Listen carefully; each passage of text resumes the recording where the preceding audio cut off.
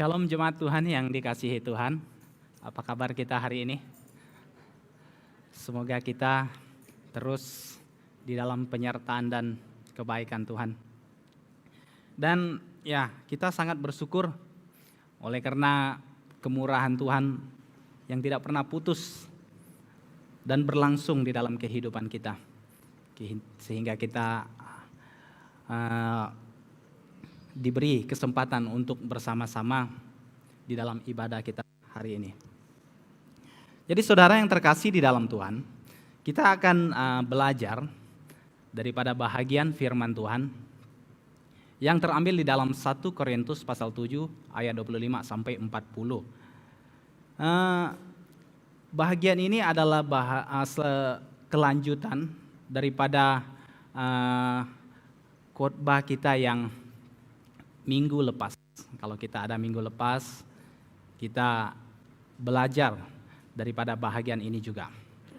Karena kalau saya lihat di dalam bahagian ini, dia menekankan tentang identity sebagai orang percaya, dan kemudian dia juga menekankan bagaimana hubungan lelaki dan perempuan di dalam sebuah pernikahan.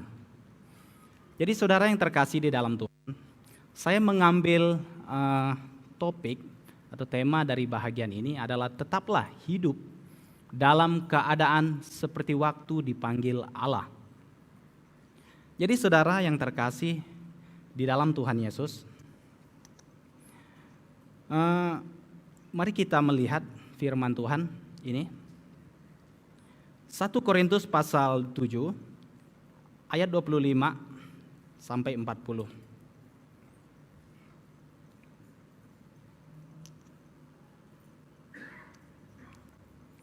Oke, demikian firman Tuhan. Sekarang tentang para gadis. Untuk mereka, aku tidak mendapat perintah dari Tuhan, tetapi aku memberi pendapatku sebagai seorang yang dapat dipercaya karena rahmat yang diterimanya dari Allah. Aku berpendapat bahwa mengingat waktu darurat sekarang adalah baik bagi manusia untuk hidup tetap dalam keadaannya. Adakah engkau terikat pada seorang perempuan? Janganlah engkau mengusahakan penceraian. Adakah engkau tidak terikat pada seorang perempuan? Janganlah engkau mencari seorang. Tetapi kalau engkau kawin, engkau tidak berdosa. Dan kalau seorang gadis kawin, ia tidak berbuat dosa. Tetapi orang-orang yang demikian akan ditimpa kesusahan badani, dan aku mau menghindarkan kamu dari kesusahan itu. Saudara-saudara, inilah yang kumaksudkan, yaitu waktu telah singkat. Karena itu dalam waktu yang masih sisa ini, orang-orang yang beristri harus berlaku seolah-olah mereka tidak beristri. Dan orang-orang yang menangis seolah-olah tidak menangis. Dan orang-orang yang bergembira seolah-olah tidak bergembira.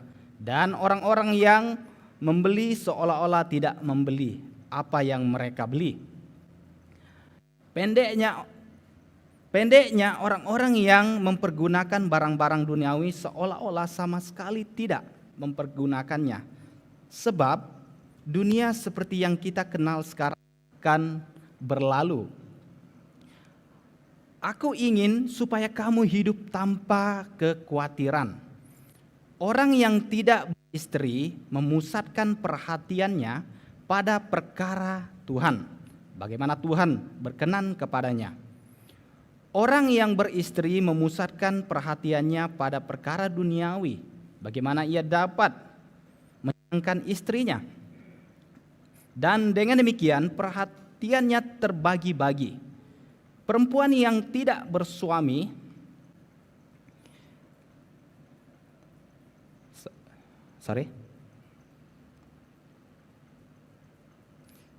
Perempuan yang tidak bersuami dan anak-anak gadis memusatkan perhatian mereka pada perkara Tuhan, supaya tubuh dan jiwa mereka kudus Tetapi perempuan yang bersuami memusatkan perhatiannya pada perkara duniawi. Bagaimana ia dapat menyenangkan suaminya? Semua ini kukatakan untuk kepentingan kamu sendiri, bukan untuk menghalang-halangi kamu dalam kebebasan kamu. Tetapi sebaliknya supaya kamu melakukan apa yang benar dan baik dan melayani Tuhan tanpa gangguan. Tetapi jika seorang menyangka bahwa ia tidak berlaku wajar terhadap gadisnya, jika gadisnya itu telah bertambah tua dan ia benar-benar merasa bahwa mereka harus kawin, baiklah mereka kawin. Kalau ia menghendakinya, hal itu bukan dosa. Tetapi kalau ada seorang yang tidak dipaksa untuk berbuat demikian, benar-benar yakin dalam hatinya dan benar-benar menguasai kemauannya, telah mengambil keputusan untuk tidak kawin dengan gadisnya, ia berbuat baik.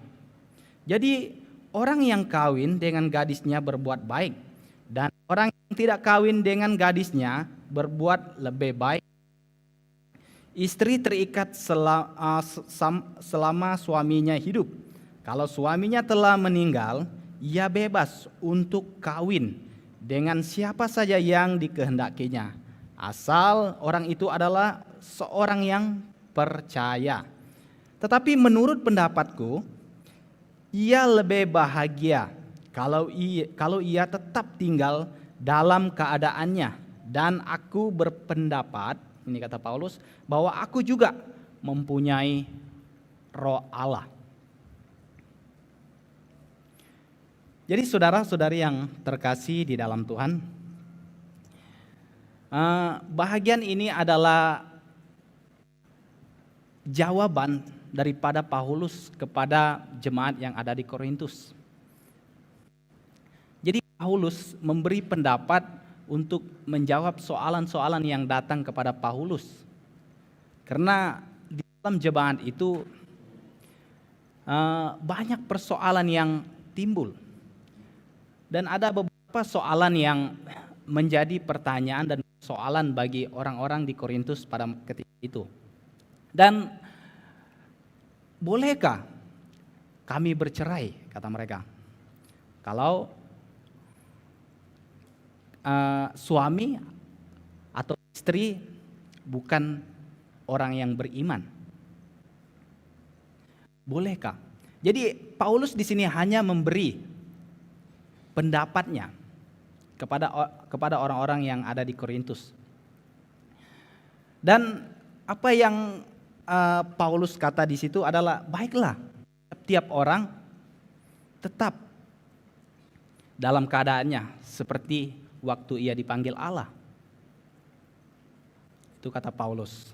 Saudara, kalau kita melihat bagaimana hidup kekristenan yang merupakan satu perjalanan yang sangat reality, yang penuh dengan perjuangan. Dan kemudian bagaimana kita hidup di tengah-tengah masyarakat, budaya, dan tradisi yang begitu kuat mempengaruhi cara kehidupan dan cara pemahaman. Dan itu yang terjadi di dalam jemaat yang ada di Korintus. Mereka hidup di tengah budaya, mereka hidup di tengah tradisi yang ada pada masa itu. Jadi karena itulah sebenarnya juga Allah memanggil kita sebagai orang percaya supaya kita terang dan garam kepada dunia ini. Jadi saudara, kalau kita lihat bagaimana jemaat yang ada di Korintus, yang sebenarnya adalah merupakan sebahagian besar orang yang mempunyai latar belakang tidak agama, mempunyai latar belakang yang sangat kelam, mempunyai masalah di masa lalunya. Tetapi mereka dipanggil untuk hidup bersekutu. Nah, disitulah timbulnya masalah. Karena ada yang merasa bahwa apakah saya untuk masuk ke dalam kerajaan itu, apakah saya harus disunat? Kalau kita lihat ayat sebelumnya kan, dari bahagian sebelumnya, apakah saya harus mengikuti apa orang Yahudi buat? Itu yang terjadi di dalam hati dan pikiran mereka. Dan kemudian mereka juga bertanya-tanya, karena mereka dipanggil di dalam waktu dan keadaan mereka yang sebelumnya, kalau lihat latar belakang mereka, memang mereka adalah orang yang tidak mengenal Tuhan, orang yang tidak percaya. Jadi sehingga mereka sendiri keliru dengan identiti mereka sebagai orang yang percaya kepada Tuhan. Jadi saudara, oleh karena itulah Paulus membalas dan menulis surat ini kepada jemaat di Korintus untuk menjawab pertanyaan dan persoalan yang mereka hadapi sesuai dengan konteks yang mereka lalui pada masa itu. Jadi saudara, kalau kita lihat bagaimana latar belakang dari bahagian ini, nah kalau kita melihat ayat yang sebelumnya, 1 Korintus pasal 7 ayat 18 sampai 19, mereka yang dipanggil dalam keadaan yang tidak bersunat. Nah, kalau mengikut hukum ya orang Yahudi, ya harus bersunat. Tetapi sunat itu adalah satu tanda. Tetapi mereka yang dipanggil di dalam keadaan yang tidak mengenal Tuhan, di luar, bukan orang Israel atau bukan orang Yahudi, mereka tidak tahu. Tetapi itu yang menjadi pertanyaan bagi mereka. Nah, nanti kita lihat bahagian ini. Dan kemudian mereka yang dipanggil dalam keadaan sebagai seorang hamba yang terikat pada tuannya. Itu juga ada di dalam bahagian sebelumnya. Di dalam 1 Korintus pasal 7 ayat 21 sampai 23 itu. Nah, ini zaman Paulus. Kalau kita mundur 2000 tahun ke belakang, masih ada hamba.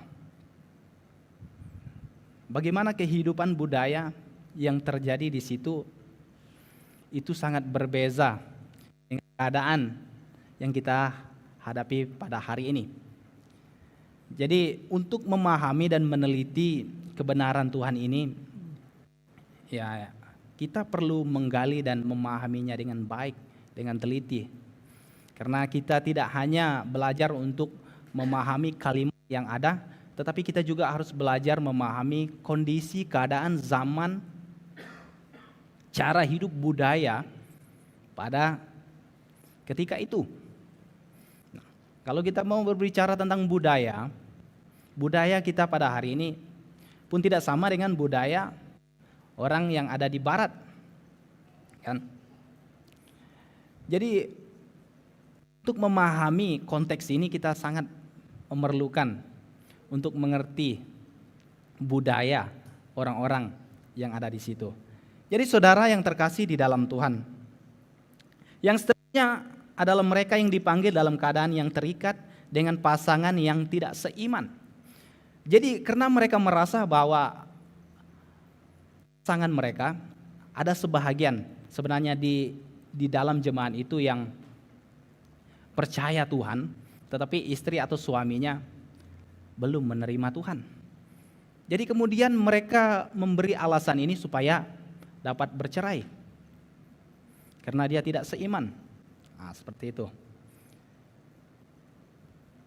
Nah, sebab itu di dalam Korintus pasal 7 ayat 17, Paulus menjawab bahagian ini. Selanjutnya, hendaklah tiap-tiap orang tetap hidup seperti yang telah ditentukan Tuhan baginya, dan dalam keadaan seperti waktu ia dipanggil Allah. Inilah ketetapan yang kuberikan kepada semua jemaat. Dan 3 kali dia menyebut kalimat ini di dalam bahagian ini. di dalam ayat 20, baiklah tiap-tiap orang tinggal dalam keadaannya seperti waktu ia dipanggil Allah. Dan yang seterusnya di dalam ayat 24, dia juga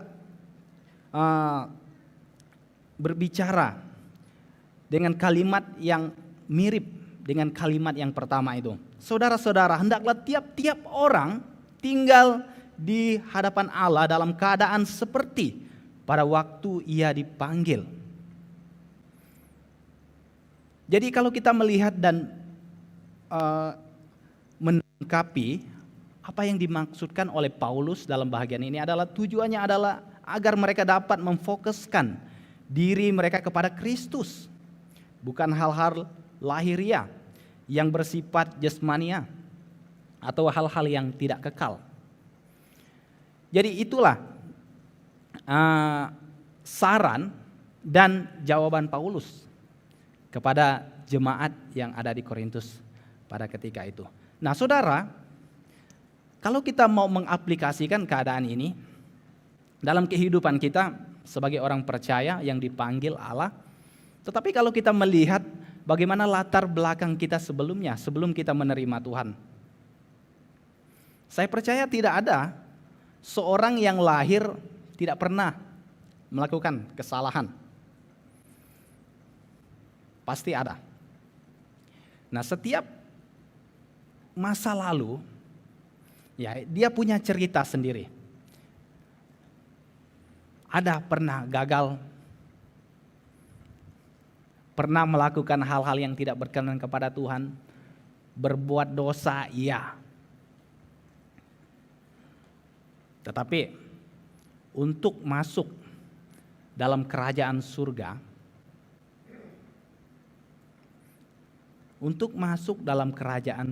itu kita tidak harus menjadi orang Yahudi, kan? Dan bukan pakaian kita yang membawa kita masuk di dalam kerajaan Allah. Dan bukan juga perbuatan kita yang membuat kita masuk di dalam persekutuan dengan Allah. Tetapi oleh karena Kristus yang telah menggantikan dan membayar harga dosa yang harus kita bayar. Jadi itulah yang membawa kita masuk di dalam persekutuan dengan Allah. Oleh karena itulah ketika Allah memanggil, mari kita lihat panggilan Allah.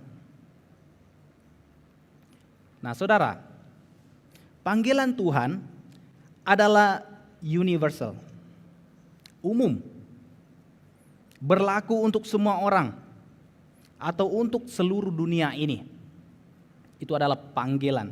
Tetapi panggilan secara khusus kita belum masuk ke situ. Ini panggilan secara umum untuk menjadi orang yang percaya. Jadi ia bersifat melingkupi semua manusia, termasuk di dalamnya, termasuk di dalam panggilan Tuhan. Nah, dan panggilan Tuhan juga tidak bersyarat. Dalam arti kata lain, tidak melihat rupa, latar belakang, status, ekonomi, apalagi bangsa atau keturunan. Panggilan itu tidak melihat itu. Tetapi ia terbuka kepada semua orang. Sebab itulah Yesus menyuruh murid-muridnya, pergilah ke seluruh dunia. Jadikanlah semua bangsa dan muridku, baptislah mereka dalam nama Bapa, Anak, dan Roh Kudus. Dan kunci untuk masuk dalam kerajaan surga itu tidak harus menjadi orang Yahudi, kan? Atau menjadi orang Israel, karena itu bukan ukurannya. Tetapi kunci untuk masuk dalam kerajaan surga itu dilihat di iman kita, keyakinan kita, kepercayaan kita, kesungguhan kita kepada Kristus itu. Jadi itu yang sangat penting. Ya, memang kalau kita berpikir dan kalau kita menilai dan memahami bagaimana perjalanan kehidupan yang telah kita lakukan di dalam kehidupan kita, ya memang ada bahagian yang sangat membuat kita rasa malu karena banyak kesalahan kita yang kita buat. Sampai kita berpikir saya tidak layak. Tetapi ingat, kita sudah dibeli dengan harga yang lunas dibayar. Jadi oleh karena itu, jangan menyia-nyiakan kematian Kristus atau pengorbanan Kristus itu. Jadi orang yang menyia-nyiakan kematian Kristus atau pengorbanan Kristus itu adalah orang yang tidak menghargai kematian itu, yaitu tidak mau percaya, tidak mau menerima. Karena Yesus mati itu untuk kita. Jadi sia-sialah kematian Kristus itu kalau kita tidak mau percaya kepada Yesus Kristus sebagai Tuhan dan Juru Selamat. Akan menjadi sia-sia kalau kita tidak mau percaya. Karena Yesus mati bagi orang yang berdosa. Tetapi siapa yang tidak berdosa? Jadi saudara, ini menjadi satu hal yang sangat penting juga di dalam kekristenan kita sebagai orang yang percaya kepada Tuhan. Nah, bukan saya mau kata bahwa kebaikan perbuatan kita itu tidak penting. Jadi itu tidak juga boleh dipisahkan dengan iman kita. Kebaikan, perbuatan baik, kesungguhan itu tidak boleh dipisahkan dari iman, keyakinan kita. Karena kalau kita percaya, karena kalau kita meyakini Kristus adalah Tuhan dan Juru Selamat kita, maka kita juga percaya bahwa Kristus itu memiliki kasih. Jadi kasih itulah yang menguasai kita, sehingga perbuatan kita baik dan harus dikerjakan. Nah, ini dalam bahagian ini ya. Dan yang seterusnya, kalau kita melihat tentang hubungan lelaki dan perempuan. Nah, saudara yang terkasih di dalam Tuhan, realiti hidup sebenarnya ada di dalam rumah tangga. Di dalam rumah tangga itu ada pahit, ada manis, ada tawa, mewarnai kehidupan rumah tangga itu sendiri. Nah, saudara yang terkasih di dalam Tuhan, perkawinan itu bukan hasil budaya manusia yang semakin hari semakin tinggi, kan? Tetapi perkawinan itu adalah kehendak Tuhan yang sejak dari semula Tuhan tetapkan. Nah, karena itu kalau kita melihat di dalam Kejadian pasal 2 ayat 18, Tuhan Allah berfirman kan, tidak baik kalau manusia itu seorang diri saja. Aku akan menjadikan penolong baginya, katanya, yang sepadan. Jadi aku akan menjadikan seorang penolong bagimu yang sepadan. Di dalam arti kata lain, menjadi penolong yang tepat atau yang seimbang. Jadi kata seimbang ini juga tidak dilihat dari segi ekonomi, dari segi pendidikan, wajah, kan, atau kulit. Tetapi yang seimbang maksudnya di sini adalah keyakinan yang sama, seiman. Itu yang seimbang. Nah, saudara yang terkasih di dalam Tuhan, saya ambil contoh juga untuk kita.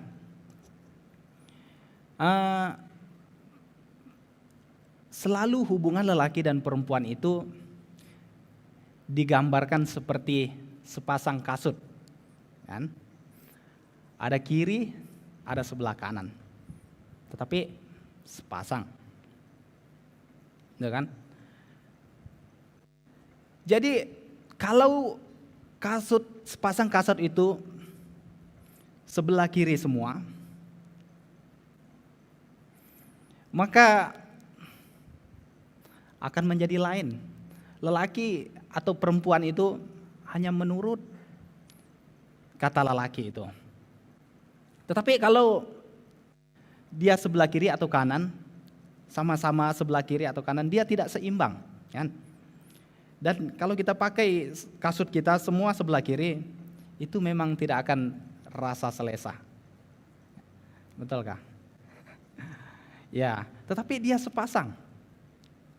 Jadi dia selalu berbeza.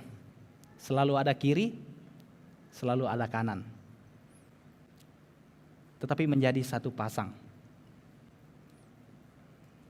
Jadi di dalam hubungan itu pasti ada perbezaan. Pasti ada perbezaan. Nah, sebab itu lelaki dan perempuan disatukan, bukan disamakan. Yang berbeza menjadi satu, itulah hubungan.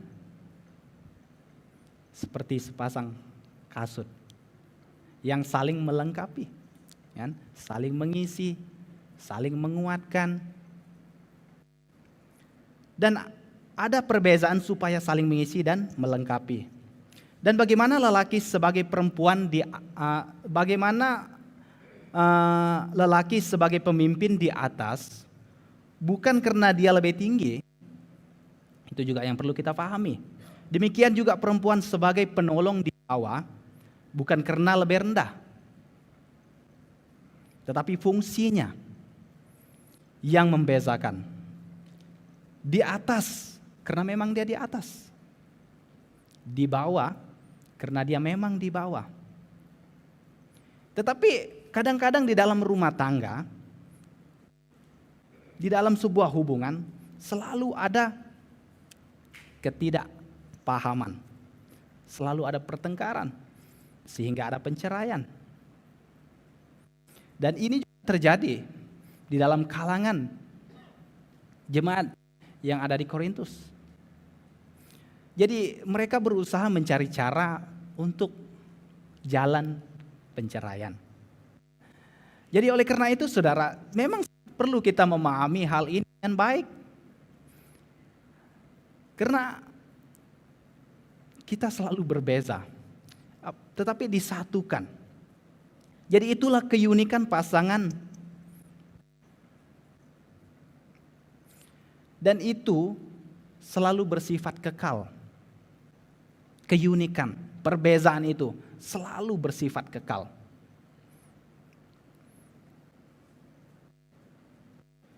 Nah, saudara, ketika pasangan itu disatukan, bukan hanya untuk saling mengisi dan melengkapi, tapi ada tujuan Tuhan, ada kehendak Tuhan, dan ada keinginan Tuhan bagi pasangan itu. Nah, kalau kita lihat saudara,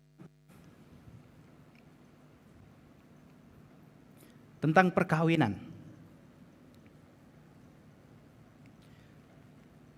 Saudara, perkawinan harus dipahami menurut pengertian yang benar. Jadi tujuan perkawinan adalah sebuah hubungan yang dikehendaki Allah. Bukan satu cara untuk menyalurkan hawa nafsu beraih. Karena dikaitkan dengan bahaya percabulan, sehingga seolah-olah itulah makna dari perkawinan. Jadi perkawinan itu tidak hanya itu, tetapi perkawinan adalah bagaimana dua menjadi satu, saling mengisi dan melengkapi. Lelaki sebagai pemimpin dan perempuan sebagai penolong.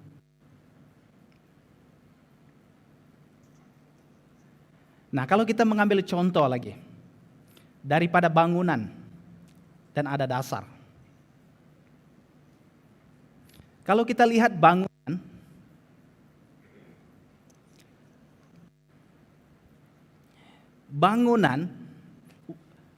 itu tidak boleh menjadi kokoh kalau dasar atau fondasi atau tapak itu tidak kuat. Maka bangunan itu akan menjadi roboh.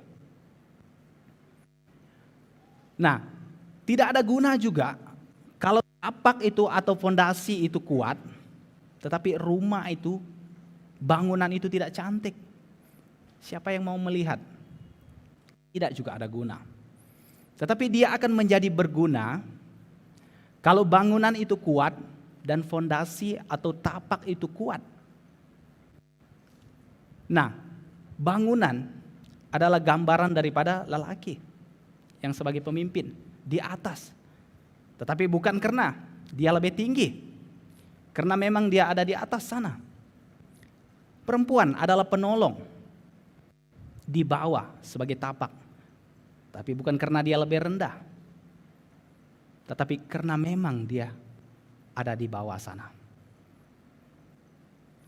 Jadi itulah hubungan dalam perkawinan itu, saling mengisi, saling menguatkan, memberi, bertanggung jawab atas kehidupan yang mereka bangun, kan? Atas kehidupan yang mereka bangun.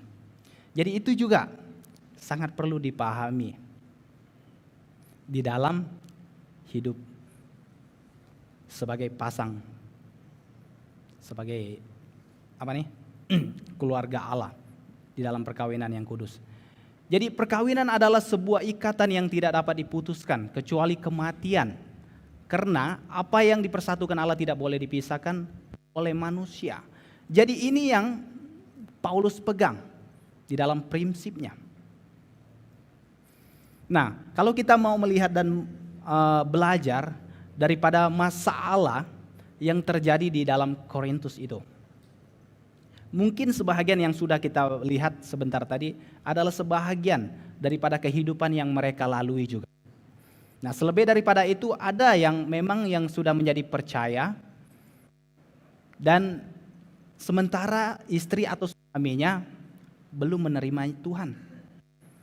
Mungkin bagaimana mereka menghadapi kehidupan mereka yang sangat reality itu, sehingga mereka berpikir, wow, saya sudah percaya Tuhan, dan saya punya istri belum, atau saya punya suami belum.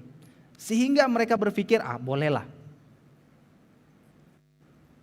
menjadikan ini sebagai alasan supaya bercerai. Tetapi ingat, Paulus berkata, baik kamu tetap berada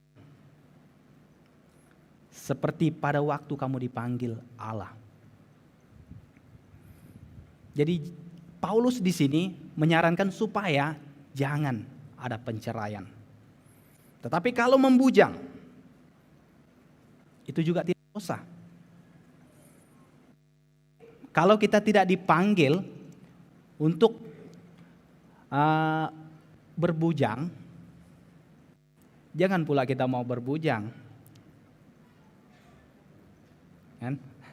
Ya, saya lihat ada di antara kita, pastor kami pun bujang. Ya, kalau kita memang dipanggil untuk bujang supaya kita dapat memfokuskan tujuan kita kepada Tuhan, itu tidak jadi masalah dan itu tidak pernah menjadi dosa. Tetapi ingat bahwa perkawinan itu bukan juga untuk memenuhi hawa nafsu kita. Bukan hanya itu, tetapi ada tanggung jawab. Kan? Ada tanggung jawab yang perlu diperhatikan. Kita tanggung jawab untuk menghidupi keluarga itu. Dan bagaimana kita bertanggung jawab untuk memelihara hubungan itu. Kan? Ada perbedaan di antara kita yang terlalu jauh. Dan selalu tidak pernah sama. Tetapi disatukan. Tetapi bagaimana kita memelihara itu? Tapi itulah tanggung jawab kita. Jadi oleh karena itu Paulus menasehati, baiklah kamu tetap berada seperti waktu kamu dipanggil. Nah, bukan berarti Paulus melarang untuk tidak berkawin. Kan? Bukan berarti dia melarang supaya untuk tidak berkawin. Tetapi kita harus ingat apa yang menjadi panggilan kita, yang menjadi tujuan kita di dalam mengikut kekristenan. Nah, itu yang sangat penting. Jadi saudara yang terkasih di dalam Tuhan Yesus, saya tidak tahu apa panggilan kita. Tetapi yang pasti Tuhan sangat tahu apa yang menjadi kehendak Tuhan bagi setiap pribadi kita. Nah, memang ada orang yang tidak kawin, tetapi jangan pernah berpikir bahwa mereka adalah orang yang berdosa, tidak juga. Tetapi bagaimana orang yang kawin? Tetapi semua itu adalah baik kalau dia tetap berada di dalam keadaannya. Tetapi jangan sampai pula kondisi dan keadaan itu menguasai kita sehingga membuat kekacauan di dalam kehidupan kita, mengusik hati kita sehingga kita tidak dapat memfokuskan diri kita kepada Tuhan. Jadi sebenarnya tujuan Paulus memberi saran dan jawaban ini adalah supaya kita melihat panggilan kita itu dan dapat fokus dengan panggilan kita itu. Dan supaya kita tidak terikat kepada sesuatu yang sementara, sesuatu yang akan berakhir, sesuatu yang akan hilang, sesuatu yang tidak akan berkepanjangan. Jadi itu tujuan Paulus di dalam bahagian ini yang sangat dalam. Jadi oleh karena itu memang sangat perlu juga kita mengerti dan memahami panggilan itu dengan baik, dengan teliti. Nah, kalau kita dipanggil sebagai orang yang percaya tetapi istri atau suami kita tidak percaya, tidak mungkin kita hanya duduk dan menanti pekerjaan Tuhan. Tetapi ada sesuatu yang harus kita kerjakan di situ.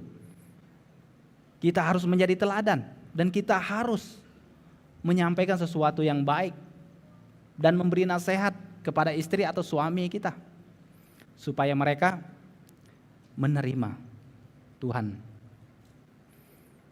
Nah, kemudian apa lagi kalau kita mau mencari pasangan yang tidak seiman? Nah, karena jangan pula kita merumuskan dalam bahagian ini tadi, sebab Paulus memberi satu nasihat supaya mereka yang berpasangan dengan yang tidak seiman tetap, biarlah mereka tetap dan jangan berpisah. Dan jangan pula kita mengambil kesempatan itu supaya, bagus lagi lah saya mencari seorang pasangan yang tidak seiman dan kami tidak akan terpisah dan kami akan tetap di sana, dia dalam keyakinan dia, saya dalam keyakinan saya. Nah, itu pun menjadi masalah di dalam rumah tangga kemudian hari. Jadi sebab itu Paulus menjawab soalan ini sesuai dengan konteks dan teks ini. Jadi saudara yang terkasih di dalam Tuhan,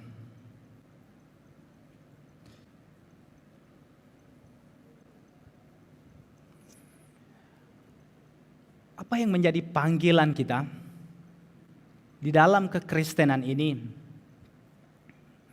selalu harus membawa kita sadar untuk menjalani kehidupan ini dengan baik.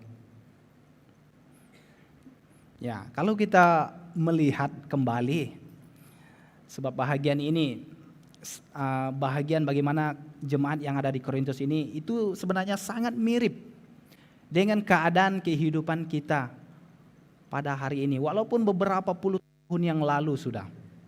Tetapi saya lihat ada kemiripan keadaan itu. Jemaat ya memang mereka berlatar belakang yang tidak percaya, lalu kemudian mereka percaya Tuhan. Kita pun sama juga.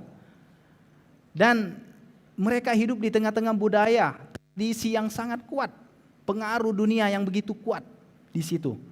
Nah, kalau kita lihat kita sama juga. Kita juga berada di dalam lingkungan dan budaya bagaimana kehidupan yang sangat bebas yang berlaku pada hari ini. Nah, kehidupan yang ada di Korintus memberikan pelajaran untuk kita pada hari ini. Apa keputusan kita ketika kita berada di dalam situasi dan keadaan yang datang seperti itu di dalam kehidupan kita? Apakah kita akan hanyut di situ? Apakah kita akan tetap ataupun sebaliknya kita mengikut cara dunia ini? Jadi saudara ingat bahwa kita dipanggil menjadi garam dan terang bagi dunia ini. Nah, kalau kita ada istri atau kalau kita ada suami, marilah kita saling menghargai, saling mengisi, saling menguatkan, saling mendorong di antara satu dengan yang lain. Tetapi kalau kita bujang dan carilah seseorang yang dapat bahwa kita lebih mencintai Tuhan itu. Carilah seseorang yang dapat menyimbangkan dan memahami tanggung jawab daripada sebuah hubungan itu. Dan kalau kita dipanggil untuk membujang, kalau itu panggilan kita, itu juga tidak pernah dosa. Itu bukan dosa. Tapi kalau kita tidak dipanggil untuk itu, jangan membujang. Kan? Karena bahayanya percabulan. Nah, disitulah Paulus menjelaskan hal itu. Kan bahayanya percabulan. Kawinlah. Tetapi kalau kita lihat kawin lagi, bahwa kawin itu bukan hanya tujuan untuk memuaskan hawa nafsu, tetapi adalah tanggung jawab, satu ikatan untuk menyatukan. Dan bagaimana kita bertanggung jawab di situ. Dan bagaimana kita menghidupi keluarga Allah itu di dalam rumah tangga itu sendiri. Jadi hal ini yang sangat penting di dalam perkawinan itu. Jadi oleh karena itu marilah kita memperhatikan hidup yang Tuhan berikan ini dengan baik dan mempelajarinya. Nah, saudara yang terkasih di dalam Tuhan, sebagai aplikasi kita selalu berharga di mata Tuhan.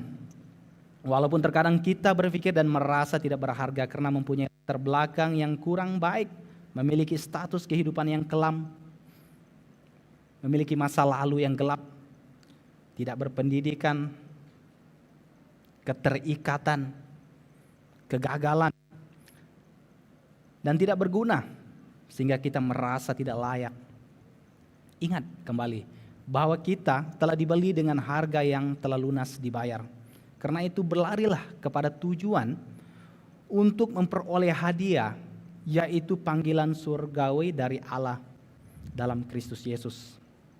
Kerjakanlah keselamatan itu dengan mata yang tertuju kepada Kristus. Dan setiap orang dipanggil menurut hikmat dan Tuhan dalam kehidupan kita. Siapapun kita, dimanapun kita, Tuhan punya rencana yang besar menurut hikmatnya dan kedaulatannya di dalam kehidupan kita. Jadi oleh karena itu marilah kita mempergunakan waktu yang ada, karena waktu ini memang tidak banyak. Dan kalau kita memperhatikan bagaimana umur kita, ya kita tidak boleh juga berpikir bahwa saya masih lama hidup. Karena kalau kita lihat realiti dari sebuah kehidupan yang kita jalani, baru saja ada orang yang baru dilahirkan terus meninggal. Dan kemudian ada yang baru berumur 17 tahun meninggal. Dan itu selalu menjadi misteri. Kematian itu selalu menjadi misteri dalam kehidupan kita. Dan kita tidak tahu sejauh sampai mana langkah kita akan berhenti. Jadi oleh karena itu ada waktu kita. Tuhan memberikan waktu yang disebut anugerah. Hidup adalah kesempatan dan anugerah. Jadi pergunakanlah kesempatan dan anugerah itu sesuai dengan kehendak Tuhan, supaya kita dapat mengerjakan apa yang menjadi kehendak Tuhan dalam kehidupan kita. Jangan pernah kita leka untuk menjalani kehidupan ini, karena memang terkadang kita kadang-kadang leka, kadang-kadang meninggalkan Tuhan hanya karena cita-cita kita kan, hanya karena kemauan kita, hanya karena kehendak kita meninggalkan Tuhan. Jadi saudara, mari kita kembali dan melihat kepada sesuatu yang kekal, yaitu Kristus. Dan jangan pula kita merumuskan bahwa sesuatu yang kita kejar lalu kita berpikir kita akan selamat karena itu. Jangan. Jadi oleh karena itulah saudara, kita akan menjadi orang Kristen yang akan terus melakukan hal yang berguna dan yang berkenan kepada Tuhan. Jadi demikianlah firman Tuhan yang kita belajar pada hari ini, menjadi satu peringatan untuk kita supaya kita tetap menjalani kehidupan kita sebagai orang Kristen yang tahu arah di dalam langkah kita. Jadi sebelum saya menutup khotbah ini, saya memberi masa kepada satu anak kita, yaitu Aniska, untuk menyampaikan cerita dan kita sangat bersyukur kepada Tuhan karena kebaikan dan kemurahan Tuhan yang begitu baik dalam setiap pribadi kita. Dan saya sangat teruja bagaimana cara Tuhan itu bekerja di dalam kehidupan kita. Dan Dia tidak hanya bekerja di dalam Dia tidak hanya memakai orang yang dewasa, tetapi Dia juga memakai anak-anak kan. Jadi itu menjadi satu kebanggaan kita sebagai gereja Airport Road. Jadi sekarang saya memberi ruang untuk Aniska. Shalom everyone. Good morning to our dearest pastors, my Sunday school teachers upstairs, fellow congregations, and my friends upstairs. First of all, I would like to thank God and everyone throughout me. I would like to thank God and everyone for supporting me and Eunice throughout our competition. Now, let's begin. My name is Aniska Eloise. I am 9. I'm here representing our beloved church, BEM Abroad BM. Today, I'm going to narrate about the grace of God. God's grace is so good. If it were not for God's grace, I wouldn't be here. My mom always said, by God's grace, you can do it. And I will never forget that. Does anyone knows what grace means? Well, grace means getting good things that we don't deserve. It is like when someone gives you a present on your bad days. Let's pretend you really have a bad day. You are really mean to your friends, you hit your sister or brother, and you disobey your parents. The Bible calls all those things are sin. Sin is all the bad things that we do that out of God's character. The Bible says, all have sinned and have fallen short of the glory of God. So, we all have bad days, right? Now, let's pretend on the really bad day. Someone brings you this amazing gift, and there's something really wonderful inside. It is the most amazing things you ever gotten. Did you deserve it? No, you have rotten all day. Let's look what the Bible says about amazing gift God has given to you and me. In Ephesians 2 verse 8, it has been said, "For by grace you have been saved through faith, and this is not your own doing, it is the gift of God." God has given us a wonderful gift to every single one of us. That gift is being saved from sin. So, what do we do with this gift? We need to take it and open it. Isn't that amazing? How about you, my friends? Have you received your gift? If you have, you're part of God's family. It is easy to do if you haven't done it yet. All you have to do is agree with what the Bible said, that you are sinners too. And believe that when Jesus died on the cross to pay for all sins, He died and paid for yours too. If you believe that, then you are safe. And remember, it is not something we did to earn it, it is a gift. God's gift is given to each and every one of us because of His amazing grace. Before I end my story, I would like to sing about God's grace in my life.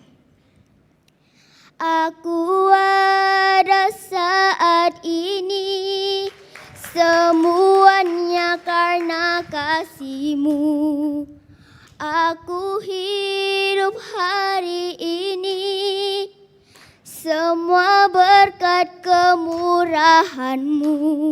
Terima kasih, Yesus, Engkau sangat baik, teramat baik bagiku. Thank you. Halo, terima kasih Adik Anissa. Oke, kita bangkit berdiri, kita berdoa.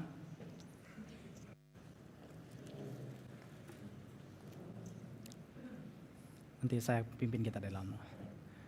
Bapa, kami bersyukur dan berterima kasih kepadamu Tuhan, atas karya dan kebaikan Tuhan yang telah Engkau curahkan di dalam kehidupan kami.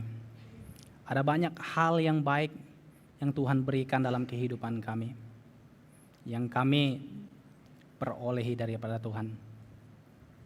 Bapa di surga, kami bersyukur kepadamu oleh karena Engkau yang telah memulakan sesuatu, dan Engkau telah memberikan kami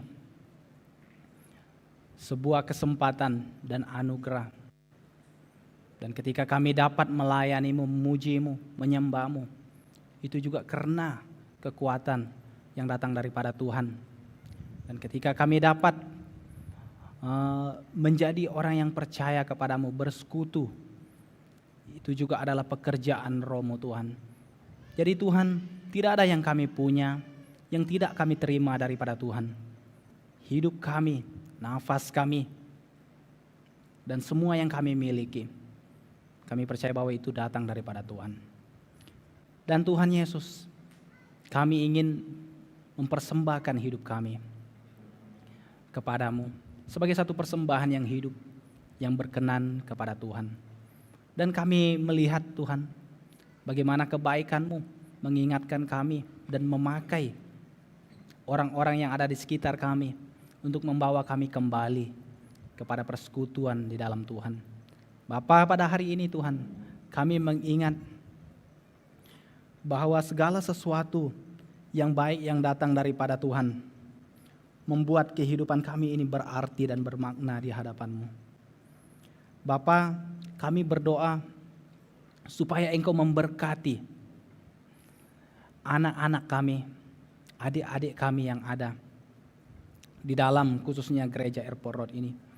Supaya mereka dapat dipakai Tuhan dengan luar biasa. Karena melalui mereka juga bahwa nama-Mu dapat dipermuliakan.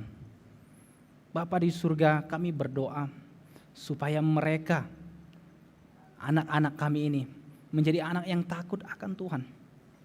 Karena kami percaya takut akan Tuhan adalah permulaan hikmat. Bapa, Engkau akan memberikan hikmat-Mu kepada mereka. Dan mereka akan menjadi terang dan garam-Mu. Dan mereka akan menjadi satu generasi yang mengangkatkan nama-Mu di tengah-tengah masyarakat yang tidak mengenal Tuhan. Bapa di surga, kami bersyukur karena Engkau sangat baik, karena Engkau sangat mulia dalam kehidupan kami. Dan tidak ada Tuhan yang dapat kami buat untuk membalas kebaikan Tuhan selain kami memberi hidup kami sebagai satu persembahan yang hidup dan berkenan kepada Tuhan. Bapa di surga, kami juga terus berdoa dan menyerahkan bagi firman-Mu yang telah kami lihat sebentar tadi. Bapa, ajarlah kami untuk memahami dan mengertinya dengan baik. Karena ketika kami tidak memahami dan mengertinya, seringkali kami salah merumuskan kebenaran-Mu. Sehingga kami salah di dalam langkah kami. Tetapi hari ini Tuhan, kami minta dan mengundang Roh-Mu untuk bekerja di dalam hati kami. Dan supaya kami dapat hidup menjadi pelaku firman-Mu Tuhan. Dan bukan hanya menjadi seorang pendengar yang setia. Dan tetapi menjadi pelaku firman-Mu yang setia. Bapa, ada banyak hal yang akan menimpa kehidupan kami secara reality. Tetapi kami tidak takut menghadapi itu. Karena kami yakin dan percaya bahwa ada Tuhan bersama dengan kami. Dan itulah yang menentukan bagaimana kami berjalan di dalam kehidupan ini. Bapa, terima kasih Tuhan, memberkati semua kami di dalam jemaat Tuhan yang datang, baik mereka yang menyaksikan live streaming pada pagi hari ini. Kami serahkan Tuhan supaya semua kami dapat merasakan kebaikan Tuhan dan dapat melihat Tuhan yang sebagai El Shaddai, Allah yang maha kuasa, yang mampu memelihara, yang mampu mengerjakan segala sesuatu dalam kehidupan kami untuk mendatangkan kebaikan. Terima kasih Tuhan, terpuji nama-Mu. Ini doa kami dan ucapan syukur kami kepada Tuhan yang tak terhingga. Di dalam nama Yesus kami berdoa. Amin. Dipersilakan duduk.